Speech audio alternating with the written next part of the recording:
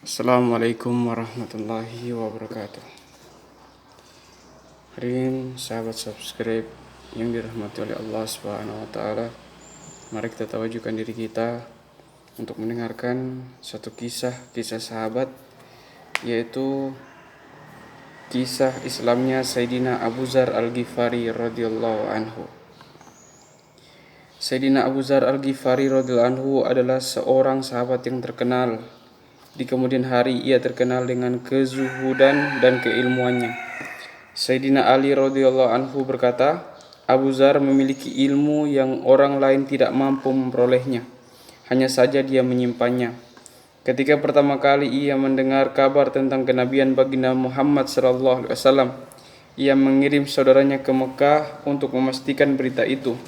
Kepada saudaranya ia berkata, apabila ada orang yang mengaku telah datang wahyu kepadanya dari langit, selidikilah keadaannya dan dengarkanlah baik-baik perkataannya. Saudaranya pun pergi ke Mekah. Setelah menyelidiki keadaan di sana, ia pun kembali dan melapor kepadanya.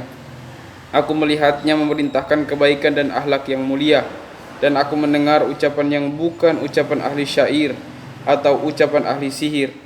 Abu Dzar tidak puas dengan laporan ringkas dari saudaranya. Ia memutuskan untuk pergi sendiri ke Mekah. Setibanya di sana, ia langsung menuju Masjidil Haram. Ia belum mengenal baginda Nabi Shallallahu Alaihi Wasallam. Ia berpikir tidak aman jika menanyakan tentang baginda Nabi Shallallahu Alaihi Wasallam kepada orang-orang. Maka hingga petang ia masih terus tinggal di Masjidil Haram dalam keadaan seperti itu. Ketika hari sudah mulai gelap, Sayyidina Ali radhiyallahu anhu melihat ada seorang musafir asing.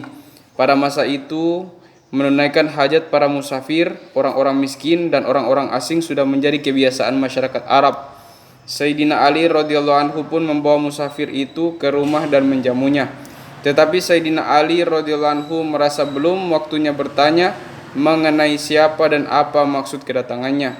Musafir tersebut juga tidak mengemukakan maksudnya kepada tuan rumah. Pagi harinya ia kembali ke masjid. Sepanjang hari keadaan tetap seperti itu. Sayyidina Abu Dzar radhiyallahu anhu tidak bisa menemui baginda Nabi sallallahu alaihi wasallam karena dia belum mengenal baginda Nabi sallallahu alaihi wasallam dan tidak bisa bertanya kepada siapapun. Kemungkinan besar hal itu disebabkan berita tentang permusuhan orang-orang kafir terhadap baginda Nabi Shallallahu Alaihi Wasallam telah tersebar luas. Siapa saja yang berani menemui beliau akan disiksa dengan segala cara. Ia pun berpikir tidak mungkin menanyakan kepada orang lain mengenai keadaan baginda Nabi Shallallahu Alaihi Wasallam yang sebenarnya. Ia takut jika ia bertanya kepada seseorang, kemudian orang tersebut berprasangka buruk, ia akan mendapatkan kesusahan. Sore hari kedua, Sayyidina Ali radhiyallahu anhu berpikir, musafir asing ini pasti mempunyai tujuan datang kemari. Mungkin tujuannya belum terpenuhi. Sayyidina Ali radhiyallahu anhu pun mengajak kembali tamunya menginap dan menjamunya di rumah. Namun malam itu pun Sayyidina Ali radhiyallahu anhu belum bertanya kepadanya. Malam ketiga pun sama seperti malam sebelumnya. Akhirnya Sayyidina Ali radhiyallahu anhu bertanya kepada tamunya, apakah tujuanmu datang kemari? Setelah meminta Sayyidina Ali radhiyallahu anhu bersumpah dan berjanji akan menjawab dengan jujur setiap pertanyaan, barulah Sayyidina Abu Dzar radhiyallahu anhu mengutarakan maksudnya. Sayyidina Ali radhiyallahu anhu berkata, sungguh beliau utusan Allah Subhanahu wa taala. Jika esok pagi aku pergi, ikutilah aku. Aku akan mengantarmu kepada beliau. Karena suasana pertentangan masih panas, maka jika selama di perjalanan kita menemui seseorang yang mencurigai perjalanan kita, aku akan pura-pura kencing atau pura-pura membetulkan terompah. Hendaknya engkau terus berjalan, jangan menungguku agar orang tidak mengetahui perjalanan kita. Keesokan paginya Sayyidina Ali radhiyallahu anhu diikuti musafir itu tiba di tempat baginda Rasulullah SAW. Mereka berbincang-bincang dengan beliau. Saat itulah Sayyidina Abu Dzar radhiyallahu anhu masuk Islam. Selanjutnya karena baginda Nabi sallallahu alaihi wasallam sangat mencemaskan gangguan yang akan menimpa dirinya, beliau melarang Sayyidina Abu Dzar radhiyallahu anhu menunjukkan keislamannya di muka umum. Baginda Nabi sallallahu alaihi wasallam bersabda, "Pulanglah kepada kaummu dengan sembunyi-sembunyi, dan engkau boleh kembali lagi jika kami telah mendapat kemenangan." Sayyidina Abu Dzar radhiyallahu anhu menjawab, "Ya Rasulullah, demi zat yang nyawaku berada di tangannya, aku akan mengucapkan kalimah tauhid ini dengan lantang di tengah kerumunan orang-orang yang tidak beriman itu."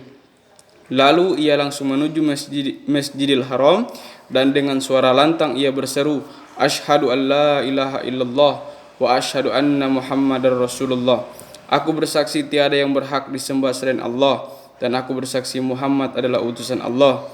Selanjutnya orang-orang menyerangnya dari segala arah. Tubuhnya terluka berat, bahkan ia hampir saja menemui ajalnya. Paman baginda Nabi sallallahu alaihi wasallam, Abbas, yang ketika itu belum memeluk Islam, melindungi Sayyidina Abu Dzar radhiyallahu anhu dengan membaringkan tubuhnya di atas tubuh Sayyidina Abu Dzar radhiyallahu anhu dan berkata kepada mereka, "Kezaliman apa yang sedang kalian lakukan? Ini seorang dari kabilah Ghifar. Kabilah ini menetap di jalan menuju ke Syam. Perdaganganmu dan segala urusan kalian adalah dengan negeri Syam. Jika ia mati, maka jalan lalu lintas ke Syam akan tertutup." Ucapannya itu menyadarkan orang-orang yang memukulinya. Memang benar, semua kebutuhan mereka datang dari Syam. Jika jalur ini tertutup, berarti bencana bagi mereka. Akhirnya mereka melepaskannya.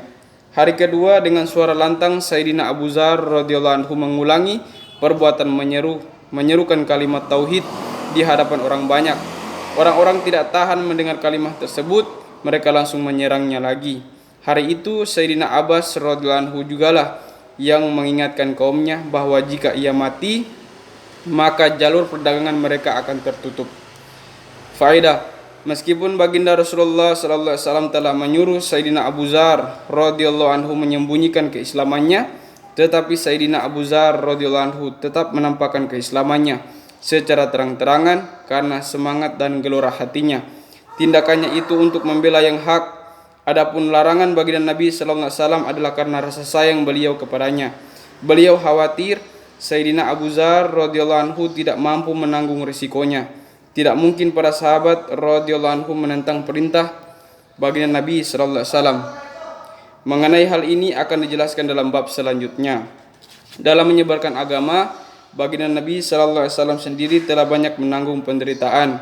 Oleh sebab itu, Sayyidina Abu Dzar radhiyallahu anhu memilih untuk mengikuti penderitaan baginda Nabi sallallahu alaihi wasallam, bukan menerima kemudahan yang diberikan beliau.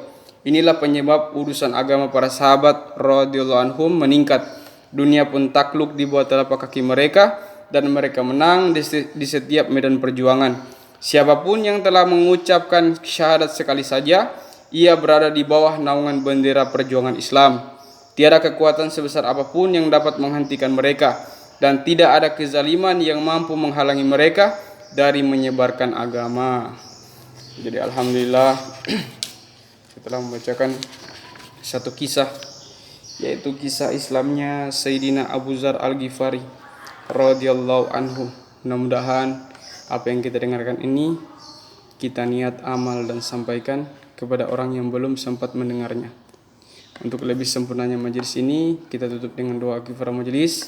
Subhanallah bihamdihi, subhanallah bihamdika, asyhadu an la ilaha illa anta, astaghfiruka wa atubu ilaik. Assalamualaikum warahmatullahi wabarakatuh.